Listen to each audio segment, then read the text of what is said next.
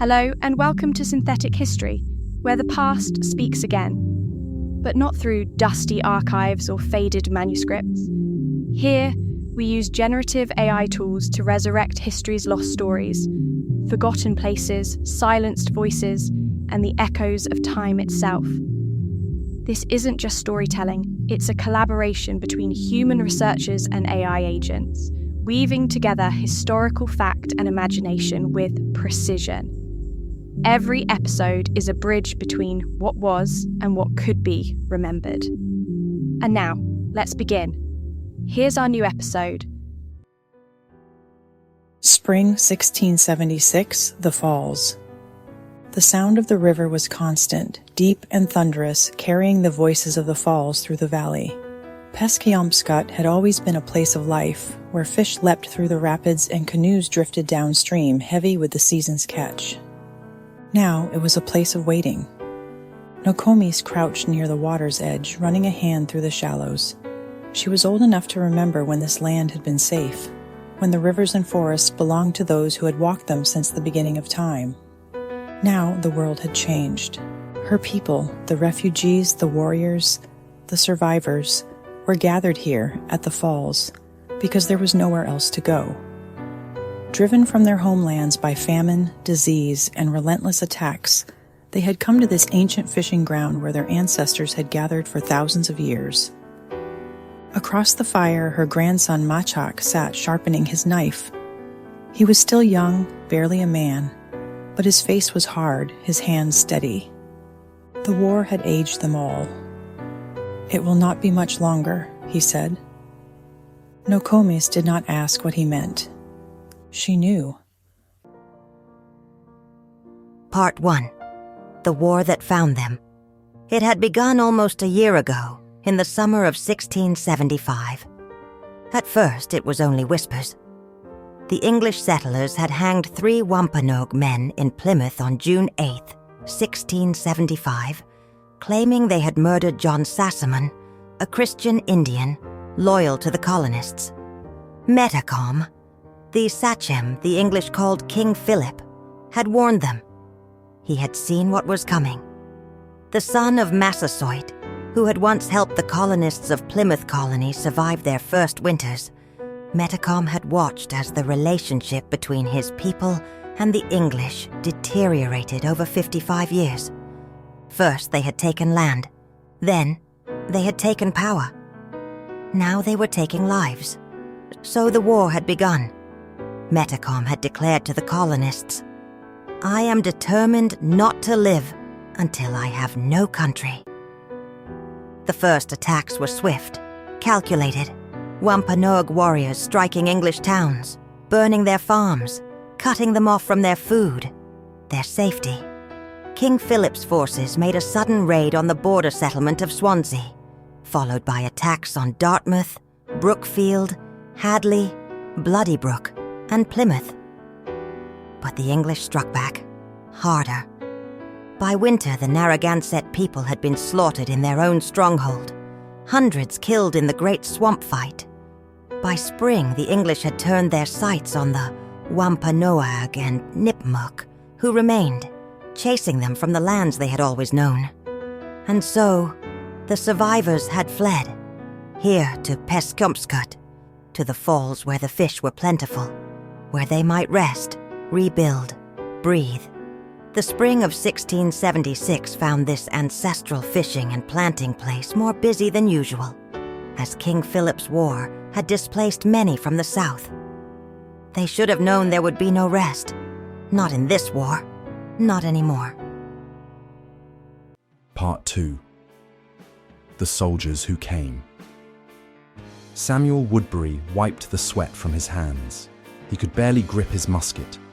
His feet ached from the march, his legs burned, but he dared not stop.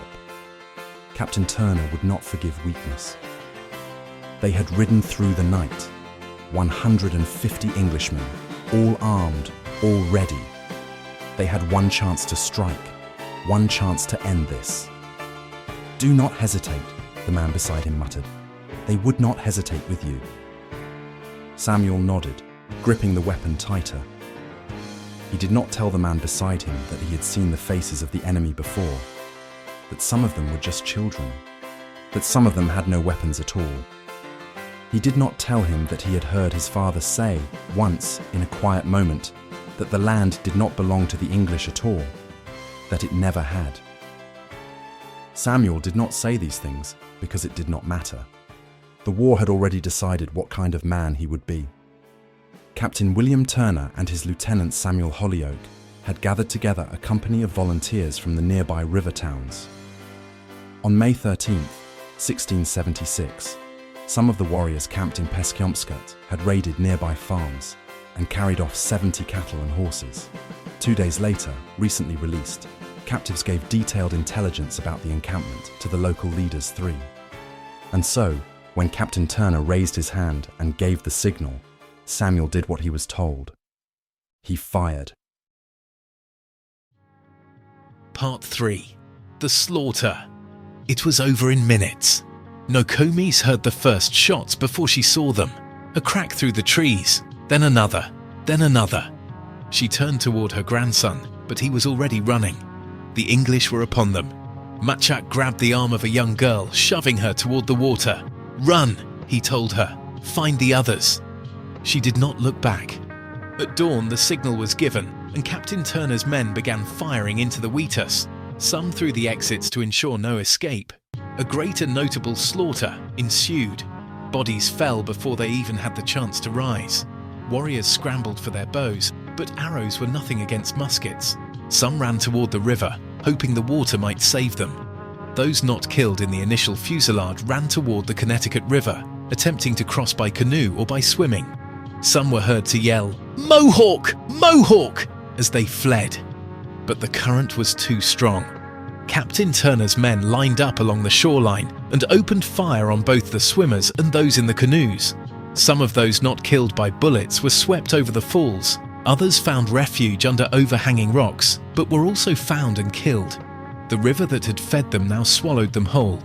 Massacre fought. He fired his last arrow. Then his knife was in his hands, slicing through the throat of a soldier before he could raise his weapon again.